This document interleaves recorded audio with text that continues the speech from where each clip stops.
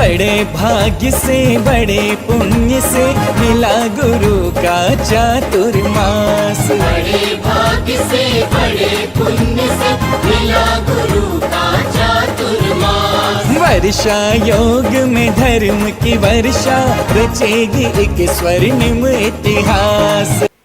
ओम यस्य स्वयं स्वभावाप्तिरभावे कृष्ण कर्मणा तस्मै संज्ञान रूपाय नमोस्तु परमात्मने। जब लो आचार्य पूज्यपाद स्वामी की, आचार्य गुरु विराग सागर जी महामुनि राज्य की, आचार्य श्री विशुद्ध सागर जी महामुनि राज्य की। कल जो 3 श्लोक पढ़े थे उनको आज पढ़ेंगे अपन। 46 नंबर। अविद्वान बुद्गल द्रव्यम यो भी नंदति तस्य तत् न जातु जंतु सामीप्यम चतुर्गतिषु मुंचति। आत्मानुष्ठान निष्ठस्य व्यवहार वही स्थिते जायते परमानंदः कश्चिद् योगेन योगिना। आनंदो निर्दहत युद्धम कर्मेन्धन मनारतम नाचा सौखिद्यते योगी बहिर्दुखे स्वचेतना। आज हम जानते हैं 49 नंबर के श्लोक में कि मुमुक्षु क्या है, किसको कहेंगे मुमुक्षु। आगम की महान ज्ञाता आचार्य भगवान पूज्यपाद स्वामी ने शिष्य को आध्यात्म रूपी अमृत की एक एक बूंद पिलाते जा रहे हैं। शिष्य भी पिपासु की तरह अपनी कर्म रूपी अंजलि से उस अमृत का रसपान करता जा रहा है और अपनी जिज्ञासा का समाधान लेते हुए अध्यात्म के तल स्पर्श की ओर धीरे धीरे सने सने बढ़ता जा रहा है। 48 नंबर गाथा में आचार्य श्री ने जो शिक्षा दी उसे अंतःकरण में रखते हुए शिष्य कहता है, भगवान मैं आपको विश्वास दिलाता हूँ कि बाह्य में कितने भी कष्ट आए मैं उनसे विचलित नहीं होऊंगा। आत्म ध्यान में हर्षित रहूँगा, सदैव खुश प्रसन्न रहूँगा। किंतु अब आप कृपा करके यह बतला दीजिए कि मुझे आगे क्या करना है। इस प्रश्न का उत्तर देते हुए महान उपकारी आचार्य पूज्यपाद स्वामी ने ये श्लोक बताया। पढ़ेंगे। अविद्या अविद्या भिदुरम ज्योति परम ज्ञान मयम महत तत् प्रस्तव्यम तदेश तव्यम तद दृश तव्यम मुमुक्षुभि। अविद्या विदुरम ज्योति अविद्या विदुरम ज्योति परम ज्ञानमयं महत् परम ज्ञानमयं महत् तत्प्रष्टव्यं तदेष्टव्यं तत्प्रष्टव्यं तदेष्टव्यं तद्द्रष्टव्यं मुमुक्षुभिः तद्द्रष्टव्यं मुमुक्षुभिः। अविद्या विदुरम ज्योति परम ज्ञानमयं महत् तत्प्रष्टव्यं तदेष्टव्यं तद्द्रष्टव्यं मुमुक्षुभिः।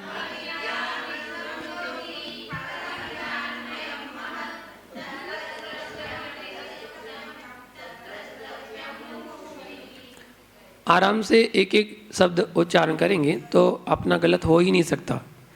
जैसे आपने तीसरे चरण में पढ़ा तो उसमें 2-2 अक्षरों का स्टेप पढ़े।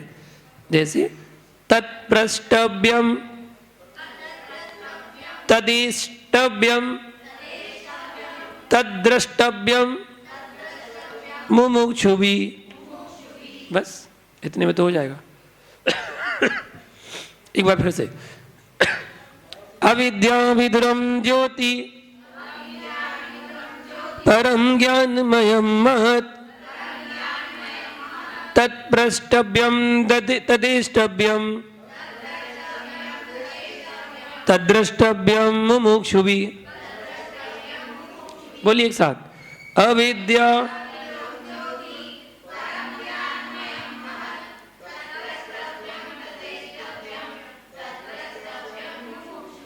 बहुत अच्छे। अविद्या, अविद्या मतलब होता है अज्ञान, और इससे निकालेगा अविद्रम, अविद्रम मतलब अंधकार, अज्ञान अंधकार, उसी का अविद्या का अर्थ निकले अज्ञान अंधकार। अविद्रम मतलब नष्ट करने वाली, अज्ञान अंधकार को नष्ट करने वाली। कौन? परम ज्योति। परम ज्योति कौन सी है? आत्मा की उत्कृष्ट ज्योति को परम ज्योति कहा जाता है। परम महत ज्ञानमयम, महत मतलब महान, ज्ञानमयम मतलब ज्ञान रूप है। वह उत्कृष्ट ज्योति जो है वो महान ज्ञान रूप है। अज्ञान अंधकार को नष्ट करने वाली आत्मा की उत्कृष्ट ज्योति महान ज्ञान रूप है। एक लाइन हो गई। अब देखें मुमुक्षु भी, मोक्ष मतलब मोक्ष की इच्छा रखने वाला, मोक्ष अभिलाषी पुरुषों को क्या करना चाहिए? तत्प्रष्टव्यम, प्रष्टव्य मतलब पूछना चाहिए, उसी के विषय में पूछना चाहिए। तद इष्टव्यम, इष्ट मतलब पाने का प्रयत्न करना चाहिए, उसी को पाने का प्रयत्न करना चाहिए। तद द्रष्टव्यम, उसी का दर्शन करना चाहिए, उसी आत्मा को, उसी आत्मा के विषय में पूछना चाहिए, उसी को पाने का प्रयत्न करना चाहिए और उसी का दर्शन करना चाहिए। यहां यह अर्थ बताया गया, अज्ञान अंधकार को नष्ट करने वाली महान उत्कृष्ट ज्ञानमयी ज्योति है। सो मोक्ष अभिलाषी, जो मोक्ष की अभिलाषा रखता है ऐसा पुरुष उसी के विषय में पूछना चाहिए, उसी को पाने की इच्छा रखना चाहिए और उसी ही अनुभव में लाना चाहिए, अर्थात दर्शन करना चाहिए। ऐसा आचार्य भगवान ने उसको समझाया शिष्य को। और क्या कहते हैं विस्तार से? अनादिकाल का अज्ञान अंधकार आत्मा पर छाया हुआ है, इसी कारण आत्मा अपने आप को भी देख नहीं पाता। इस अज्ञान अंधकार को आत्मा की ज्ञानमयी परम ज्योति ही नष्ट किया करती है। जो मनुष्य संसार से मुक्त होना चाहते हैं उनको उस आत्म ज्योति का स्वरूप ज्ञानियों से जानना चाहिए, उस ज्योति को पाने के लिए उपाय करना चाहिए, उस आत्म ज्योति का दर्शन करना चाहिए। ऐसा इस श्लोक का तात्पर्य निकला। संसार में दो प्रकार के व्यक्ति हैं, एक मुमुक्षु और दूसरा मुमुक्षु। यद्यपि इन दोनों में शब्द की अपेक्षा अधिक अंतर नहीं है। मुमुक्षु मुभुक्षु, मां और भा का अंतर है। मुमुक्षु मुभुक्षु, भुक्षु भा, मुभुक्षु। एक पहला मुमुक्षु है, दूसरा मुभुक्षु है। इन दोनों में शब्दों की अपेक्षा ज्यादा अंतर नहीं है किंतु जब दोनों के अर्थ की ओर दृष्टिपात करेंगे तो महान अंतर नजर आता है। भुभुक्षु मतलब यानी जो भोजन का इच्छुक है, भुभुक्षु मतलब जो भोजन का इच्छुक है, भोगों का इच्छुक है, जो निरंतर खाने पीने के लिए जीता है, वह कौन? भुभुक्षु। मुभुक्षु वो कौन है? भुभुक्षु। मुमुक्षु यानी जो निरंतर मोक्ष जाने के लिए इच्छा करता है और मोक्ष जाने के लिए जी रहा है, जिसके अंदर मोक्ष की अभिलाषा है। दिन हो चाहे रात हो, हर क्षण उसे मोक्ष ही दिखता है। जिस प्रकार शिखर जी की वंदना के भाव बनाने वाले व्यक्तियों को हर क्षण शिखर जी ही दिखता है, वह जाने की तैयारी करता है, उस समय भी उसे शिखर जी ही दिखता है। स्टेशन पहुंचता है तो शिखर जी ही नजर आता है, गाड़ी में बैठता है तो शिखर जी ही दिखता है। शिखर जी में पहुंच भी गया तो वंदना का ध्यान रखता है, वंदना करते समय भी शिखर जी, अर्थात निरंतर त्याग का ध्येय दिखता है। नींद में भी स्वप्न शिखर जी के ही आते हैं। ठीक इसी प्रकार मुमुक्षु योगी जनों को मोक्ष दिखता है। वे कोई भी क्रिया करें, चाहे प्रतिक्रमण हो, चाहे सामायिक हो, चाहे स्वाध्याय हो, हर क्रिया में एक ही भावना रहती है, सकल कर्म क्षयार्थम, सकल कर्मों का क्षय करे। बस सकल कर्मों का क्षय कैसे कहें? मोक्ष दोनों का अर्थ एक ही है, सकल कर्मों का क्षय या मोक्ष एक ही बात है। साधु जनों की प्रत्येक क्रिया कर्म क्षय का हेतु है। कदम कदम पर उनके अंदर एक ही आवाज गूंजती है, कर्म क्षय। वे प्रत्येक श्वास लेते हैं, छोड़ते समय कर्म क्षय की भावना रखते हैं। वे ही सच्चे मुमुक्षु, मोक्ष के इच्छुक कहलाते हैं। ऐसे साधकों को फिर लौकिक पदार्थों की कोई रुचि नहीं रहती है। इसी ग्रंथ में हम पढ़ चुके हैं क्या? ब्रुवन्नपि न बुरते, गच्छन्नपि न गच्छति, स्त्री कृतात्म तत्वस्तु, पश्यन्नपि न पश्यति। जिसके अंदर मोक्ष की गूंज गूंज रही है, उससे पूछें क्या आपको बाहर की आवाज़ सुनाई पड़ती है? तो वह यही कहेगा कि नहीं पड़ती। कदाचित पड़ती भी है तो दूसरे कान से उसको निकाल देते हैं, निकल जाती है। उसे तो हर समय मोक्ष ही दिखता है, बस मोक्ष मोक्ष, खाता हुआ भी मोक्ष, चलता हुआ भी मोक्ष। इसलिए हर क्रिया को करते हुए भी वो नहीं करता। क्रिया तो करता है, करते हुए भी नहीं करता। हर क्रिया को, भोजन कर रहा है, किसी को देख रहा है, किसी से बोल रहा है, विहार कर रहा है, सारी क्रियाएं कर रहा है, लेकिन वो करते हुए भी नहीं कर रहा है। वो अपनी आत्मा में लीन है और हर समय उसकी यही इच्छा होती है कि मैं मोक्ष को प्राप्त कैसे करूं। कम से कम मिनिमम 28 बार हर साधु को ये प्रार्थना करना अनिवार्य है। कौन सी? अच्छे मी पूजे मी बंदामी नमस्सामी, दुख को कम को बोहिलाओ, सो गई गणम समाई मरणम, जिन गुण संपत्ति हो मज्जो। मिनिमम है, 28 बार तो करना ही करना है। इससे ज़्यादा कर लो तो अच्छी बात है, 28 बार तो आपको करना ही है, तभी आपके 28 कृतिकर्म बनेंगे। एक बार मैंने बताए थे 28 कृतिकर्म, किसी को आ रहे हो तो बताए, तो फिर बैठ जाओ, थोड़ी नहीं चाहिए।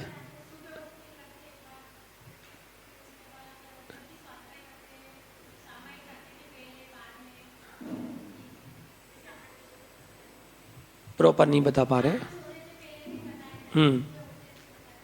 ठीक। 28 कृतिकर्म कैसे होते हैं? मुनिराज 2 टाइम प्रतिकोण करते हैं, 3 टाइम सामयिक करते हैं, 4 टाइम स्वाध्याय करते हैं। जब स्वाध्याय प्रतिकोण करते हैं तो उसमें 4 भक्तियाँ आती हैं, सिद्ध भक्ति, प्रतिकोण भक्ति, वीर भक्ति, चतुर्विंशति तीर्थंकर भक्ति। इन चारों को दंडक सहित पढ़ते हैं तो 4 कृतिकर्म उनके हो जाते हैं। 1 प्रतिकर्म है तो 2 प्रतिकर्म में 8 प्रतिकर्म हो जाते हैं। फिर 3 टाइम सामयिक करते हैं जिसमें 2 भक्ति करना अनिवार्य होती हैं, एक चैत्य भक्ति और एक पंच महागुरु भक्ति। ये 2 भक्ति करते हैं तो 3 टाइम की सामयिक में कितने हो गए? 6 कृतिकर्म हो गए। 8 और 6 14 हो गए। जब स्वाध्याय करते हैं तो स्वाध्याय प्रारंभ करते समय 2 भक्ति करते हैं, एक श्रुत भक्ति और एक आचर भक्ति। और जब निष्ठापन करते हैं तो श्रुत भक्ति पढ़ते हैं। तो 3 भक्ति एक स्वाध्याय में होती हैं। तो 4 टाइम के स्वाध्याय में 12 भक्ति हो गई, 12 कृतिकर्म इससे दंडक पूर्वक करना। तो 12 हो गए स्वाध्याय के, 6 हो गए सामायिक के, 8 हो गए प्रतिकोण के, कितने हो गए? 26। एक जब सोते हैं तो योगी भक्ति करते हैं, ये 27वां कृतिकर्म है। और जब उठते हैं तो योगी भक्ति पढ़ते हैं, 28वां कृतिकर्म हो गया। 24 घंटे में उन्हें 28 कृतिकर्म करना अनिवार्य है, करना ही है।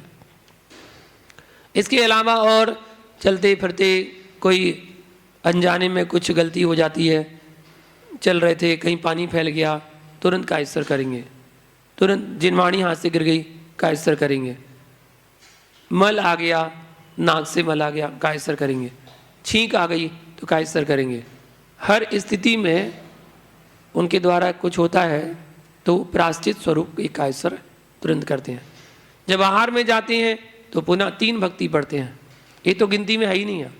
आहार में जाते समय 3 भक्ति, आहार से आते समय 3 भक्ति, वो तो करनी है, वो तो है ही नहीं उसमें, 28 कृतिकर्म नहीं है, वो तो करनी है, एक्स्ट्रा है। तो ये तो मुनिराजों की क्रिया है तो उन्हें करनी है।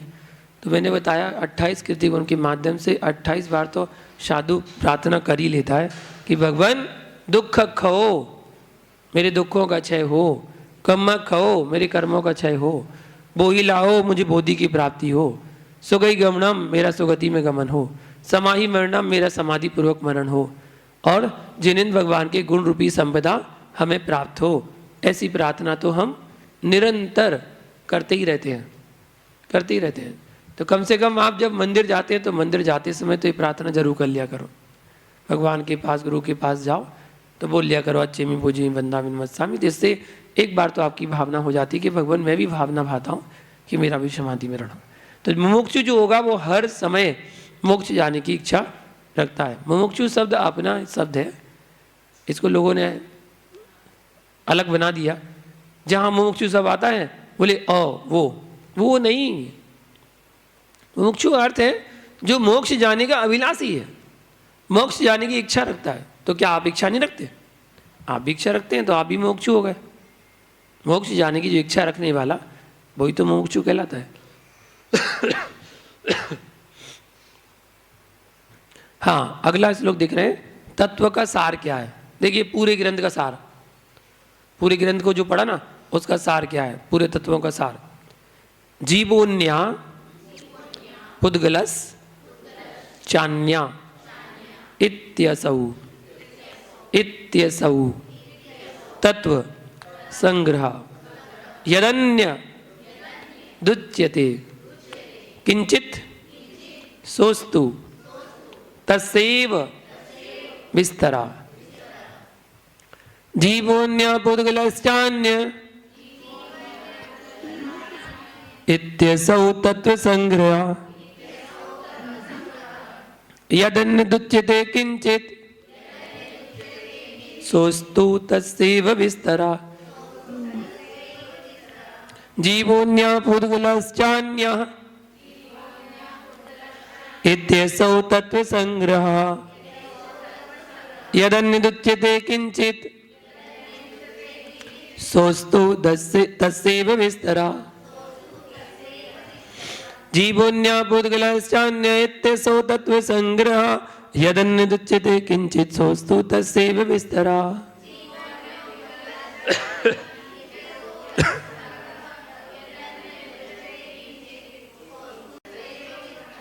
हाँ, अर्थ देखें, जीवोन्या, जीव अन्य अर्थात जीव अन्य है, चा मतलब और, पुद्गलास अन्य मतलब पुद्गल अन्य है।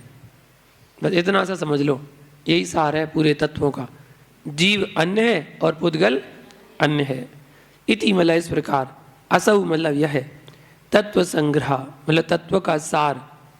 इसके अलावा यत मतलब जो, अन्यत किंचित कुछ अन्य बात इस विषय में, उच्चते मतलब कही जाती है, सा मतलब वह, तस् एव मतलब उसका ही, विस्तरा अस्तु विस्तार है। जो भी कहा जा रहा है इसके बारे में वो सब उसका विस्तार है। सारांश तो केवल यही है कि जीव अलग है, जीव अन्य है और पुद्गल अन्य है। इतना भेद विज्ञान हो गया, अगर कहीं भी आप रहे संसार में, आप उसमें आसक्ति से नहीं रहेंगे, आपकी आसक्ति हट जाएगी। जहाँ इतना चिंतन हो जाए कि जीव अलग है और पुद्गल अलग है। तो यही बताया गया कि जीव अन्य है और पुद्गल अन्य है। इस प्रकार यह तत्व का सार है। इसके अलावा जो कुछ अन्य बात इस विषय में कही जाती है वह उसका ही विस्तार कहा गया है। आत्मा चैतन्यमय, अमूर्तिक, अविनाशी, द्रव्य अलग है और शरीर विनाशिक जड़ द्रव्य, आत्मा से भिन्न द्रव्य है। यह आध्यात्मिक तत्व का सारांश है। आध्यात्मिक विषय में और जो कुछ भी कहा जाता है वह इसे सारांश का विशेष विस्तृत वर्णन है। इस कारण मोक्ष अभिलाषी भव्य जीव को आत्मा और शरीर का भेदभाव जानकर अपनी आत्मा में रुचि करना चाहिए। शरीर की तुष्टि पुष्टि सेवा से उदासीन रहना चाहिए।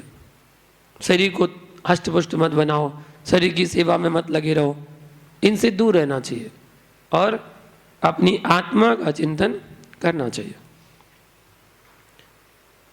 आप सभी ने इस ग्रंथ की एक एक गाथा को बड़ी अच्छी तरह से समझने का प्रयत्न किया।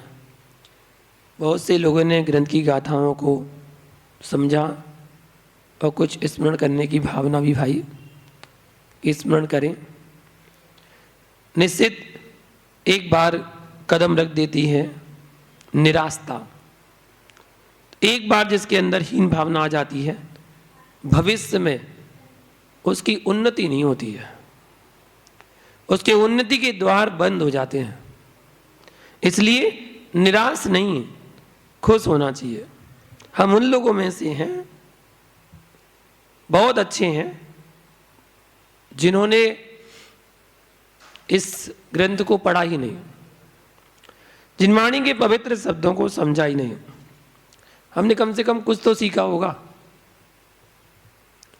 आचार्य भगवान यहां पर यही कहना चाहते हैं कि आपने ग्रंथ याद किया हो या नहीं किया हो, कुछ याद रखा हो या ना रखा हो, लेकिन इस श्लोक को अवश्य याद कर लेना, और याद ही नहीं हृदयंगम कर लेना, क्योंकि इस एक श्लोक में संपूर्ण तत्व का सार भरा हुआ है।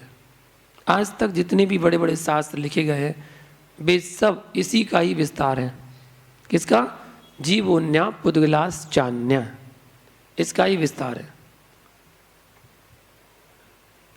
एक बार व्यास ऋषि से पूछा गया कि आपने बड़े बड़े शास्त्र पढ़े हैं, बहुत सारे ग्रंथ लिखे हैं, आप बताएं कि तत्व का सार क्या है। तो उन्होंने कहा, अष्टादश पुराणेषु व्यासस्य वचनद्वयम् परोपकाराय पुराणेषु पुण्याय पापाय परपीडनाम। उनके यहाँ 18 महापुराण माने गए हैं। उन पुराण में व्यास जी ने मात्र 2 बात सारभूत कही है। परोपकार करना पुण्य और पर को पीड़ा देना पाप है। परोपकार करना पुण्य है और पर को पीड़ा देना पाप है। इतना सा सारांश दिया है। आज का व्यक्ति कम समय में ज़्यादा काम करना चाहता है। वर्तमान में जितना भी आविष्कार हो रहा है, ऐसी ही मशीनों का हो रहा है जिनसे कई दिनों में पूर्ण होने वाला कार्य क्षण मात्र में पूर्ण हो जाए। पहले मशीन नहीं थी, व्यक्ति हाथ से कपड़े सिलता था, इसलिए बहुत समय लगता था। लेकिन अब मशीन द्वारा बहुत ही कम समय में अच्छी सिलाई हो जाती है। प्राचीन समय में राहगीर पैदल यात्रा करता था, वाहन नहीं थे। कतिपय लोगों के पास घोड़ा गाड़ी बैलगाड़ी रहती थी, वे दूसरे उससे दूरियां तय करते थे। लेकिन धीरे धीरे साइकिल का आविष्कार हुआ, फिर उसके बाद 2 व्हीलर का आविष्कार हुआ, और फिर बढ़ते बढ़ते 4 व्हीलर का आविष्कार हुआ। इतना ही नहीं, शीघ्र गतिमान फिर ट्रेन प्लेन सबका आविष्कार हो गया, जिससे वर्षों में तय किए जाने वाले रास्ते को आप घंटों में तय कर लेते हैं। लेकिन फिर भी व्यक्ति के पास समय की कमी रहती है। उसे लगता है और भी कोई शॉर्ट मार्ग मिल जाए तो अच्छा रहे, और भी कोई शॉर्ट मार्ग मिल जाए तो अच्छा रहे। लगता है महान ज्ञानी पूज्यपाद स्वामी आज के व्यक्ति की भावना समझते थे। वे जानते थे कि पंचम काल में व्यक्ति के पास सब कुछ होगा, लेकिन समय नहीं होगा। वह छोटी सी छोटी बात सुनना चाहेगा, छोटी सी छोटी बात पढ़ना चाहेगा, कम से कम समय में उसका फल प्राप्त करना चाहेगा। इसलिए उन्होंने संपूर्ण सिद्धांत का सार निकालकर हमारे सामने रख दिया। क्या? जीवोन्या पुद्गलास चान्य। जीव अलग है, पुद्गल अलग है।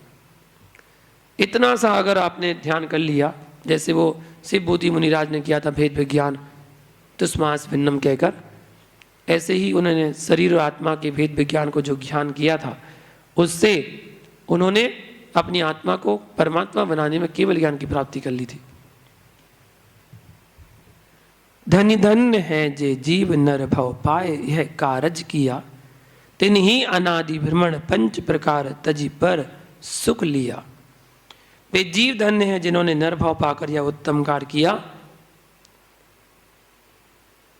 और ये भाव तो निकल गया, समता सहनशीलता नहीं है। आशीर्वाद दो। एक व्यक्ति कहते हैं कि अगले भाव में जरूर दीक्षा लूं। थाचस ने कहा अगले भव का क्या भरोसा, जब अगले पल का भरोसा नहीं है तो अगले भव की बात तो बहुत दूर की बात है। पता नहीं कौन व्यक्ति किस जाति पर्याय में जाए, पता नहीं उस भव में निमित्त नैमित्तिक संबंध बने। इसलिए शुभस्य शीघ्रम, क्या करना चाहिए? वर्तमान में तुम अपना हित ना कर पाए तो भविष्य का क्या भरोसा। समझदारी तो इसी में है कि वर्तमान को संभालने का प्रयत्न किया जाए।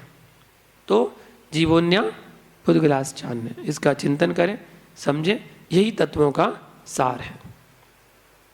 चलिए अंतिम श्लोक और देखते हैं, जिसमें बसंत तिलका छंद में इसको लिखा गया है। 14 अक्षर का ये छंद है और 14 अक्षरों से निर्मित, हर लाइन में 14 अक्षर ही होते हैं।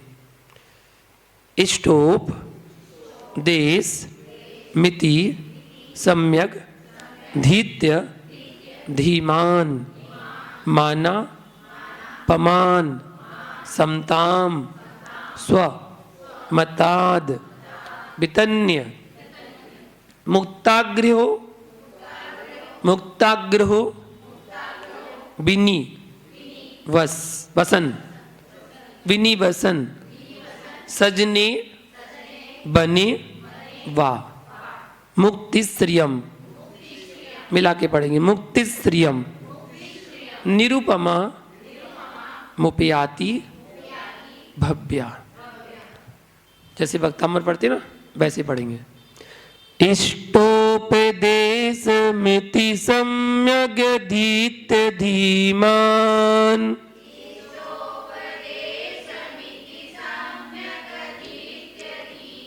मानापमान समितां स्वमताद्वितन्य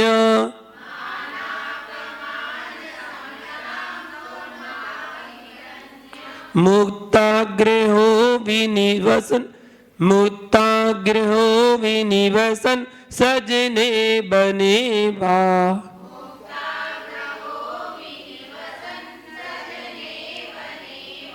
मुक्तिश्रियं निरुपमामुपयाति भव्या।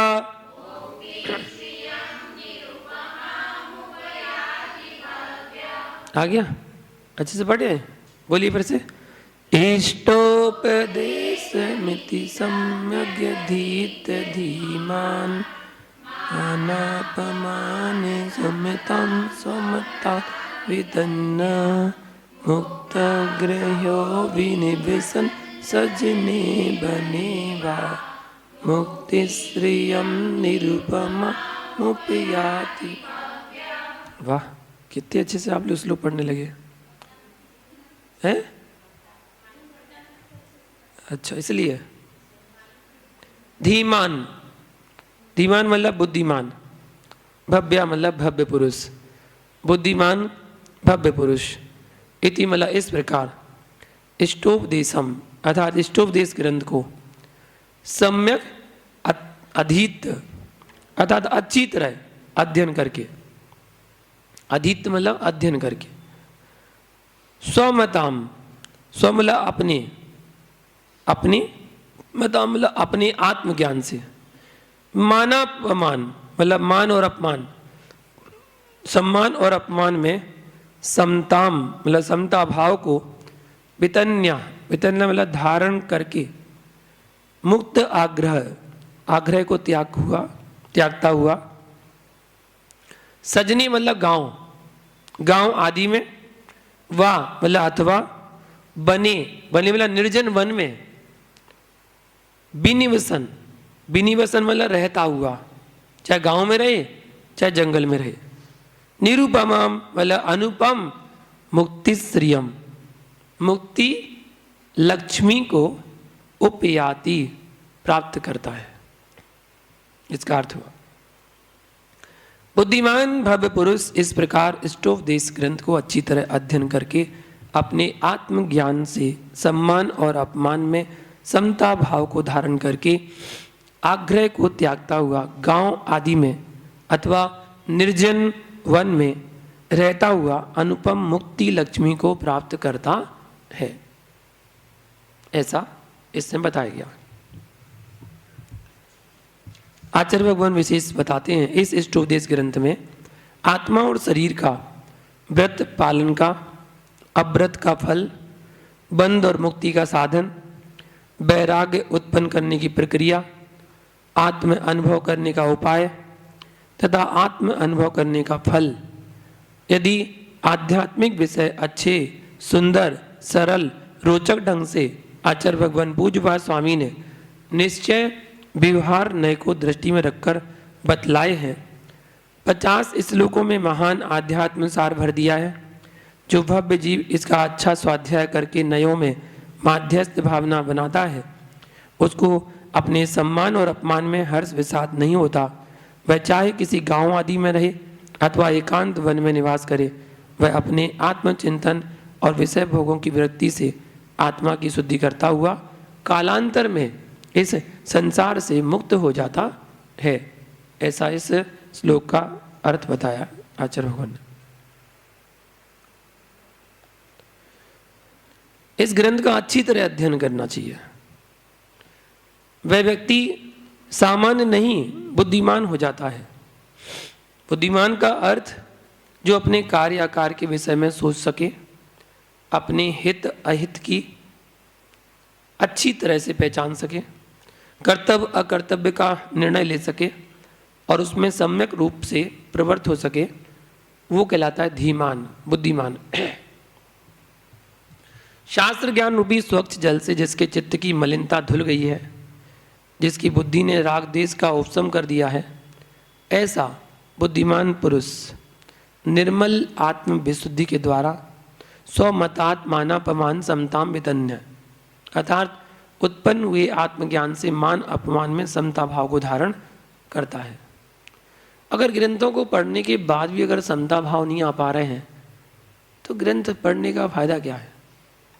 व्यर्थ है।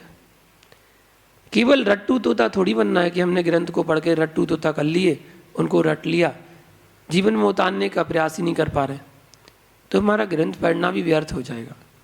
इसलिए ग्रंथों को पढ़ो बिल्कुल तल्लीनता के साथ, उसको अपने जीवन में कुछ अंश में, सारा तो नहीं उतार पाओगे, कुछ अंश में जितना उतार सकते हो उतना अपने जीवन में उतारना चाहिए। आचार्य उमा स्वामी, जिनका प्राचीन नाम देवनंदी भी कहा जाता है, जिनेंद्र बुद्धि भी थे, उनके इस महान ग्रंथ इष्टोपदेश का रसपान किया। इस ग्रंथ का एक एक श्लोक अपने आप में मणि स्वरूप है। हम एक एक मणि जो हमें आचार्य भगवान पूज्यपाद स्वामी ने दी है, जिस प्रकार मणि प्राणियों के मन को आकर्षित करने वाली होती है, नेत्रों को आनंदित करती है और मस्तक तथा कंठ जैसे उत्तमांग में पहनने योग्य होती है, उसी प्रकार इष्टोपदेश ग्रंथ का प्रत्येक श्लोक भव्यों के मन को आकर्षित करने वाला है, सुनने में कर्णप्रिय एवं अमृत स्वरूप है। उसका चिंतन मनन उत्कृष्ट पद मोक्ष की प्राप्ति कराता है। ऐसा ग्रंथ का अध्ययन किया। यहाँ उमा स्वामी की भी बात आई है कि उमा स्वामी आचार्य का जो ग्रंथ जिसको कहते हैं तत्वार सूत्र, तो तत्वार सूत्र जो उन्होंने रचा है उसको भी श्रावक को जरूर पढ़ना चाहिए। जिस श्रावक ने स्वाध्याय में जिनकी रुचि है और तत्वार सूत्र ग्रंथ नहीं पढ़ा, उसका वेश ही तैयार नहीं हुआ। उसे अपने स्वाध्याय का वेश तैयार करना चाहिए। इष्टोपदेश, द्रव्य संग्रह, रत्नकरण, श्रावकाचार, तत्वार सूत्र और 6 ढाला, ये 5 ग्रंथ हर श्रावक को अध्ययन करना चाहिए। यदि वो आगे कोई ग्रंथ पढ़ना चाहता है, इनका अच्छी तरह से अध्ययन उसको आना चाहिए। जब ये अध्ययन उसको आएगा तो वो कोई भी ग्रंथ का स्वाध्याय अच्छे से कर पाएगा। उसे वो ग्रंथ पढ़ने में भी अच्छा लगेगा और समझ में भी जरूर आएगा। इसलिए आचार्य भगवान पूज्यपाद स्वामी ने इस ग्रंथ को पूर्णता करते हुए बस यही उपदेश दिया कि चाहे आप गांव में रहें या निर्जन वन में रहें, वह मोक्ष लक्ष्मी को प्राप्त करने की भावना रखता है। अपने आत्मज्ञान से सम्मान अपमान में समता भाव को धारण करता है और इस ग्रंथ का अच्छी तरह से अध्ययन करके अपने जीवन में उतारता है। सारांश यही है, जीवोन्या पुद्गलास चान्य, जीव अन्न है और पुद्गल अन्न है। इसी प्रकार इस ग्रंथ का आज समापन होता है और पूरे 51 श्लोक का ग्रंथ ये पूर्ण हुआ। जय बोलो आचार्य भगवान पूज्यपाद स्वामी की